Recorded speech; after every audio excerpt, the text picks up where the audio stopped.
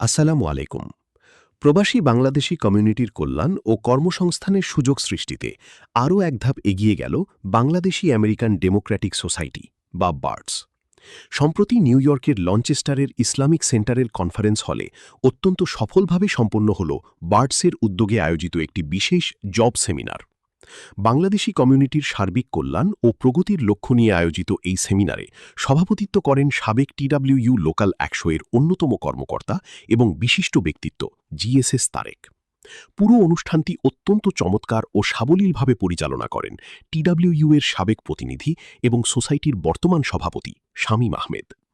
প্রবাসী আমাদের নতুন প্রজন্মের কর্মসংস্থান নিশ্চিত করতে এই সেমিনারটি কতটা গুরুত্বপূর্ণ তা অতিথিদের বক্তব্যে বারবার উঠে আসে।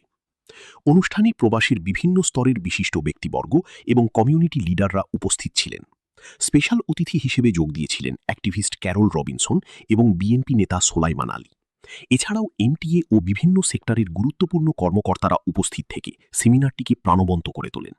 তাদের মধ্যে ছিলেন supervisor Abdur Razzaq, station agent Kausar Alam, union delegate Sayeed Rahman, station agent Azad Mia এবং টিএসএস সাফওয়ান চৌধুরী। উপস্থিত অতিথিরা চাকরি প্রার্থীদের বিভিন্ন দিক নির্দেশনা এবং বাস্তবমুখী পরামর্শ প্রদান করেন।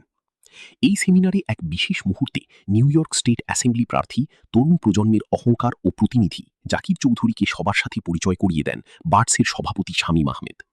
তরুণ এই নেতাকে পেয়ে উপস্থিত সকলেই সাধুবাদ জানান। পুরো অনুষ্ঠানটি সফল করতে পর্দার আড়াল থেকে যারা কঠোর পরিশ্রম করেছেন সেই সার্বিক তত্ত্বাবধানে ছিলেন বার্ডসের সাধারণ সম্পাদক মুশফুরুল হক, তানিম চৌধুরী এবং শামীম আহমেদ। তাদের অক্লান্ত পরিশ্রমী আয়োজনই সফল রূপ পায়।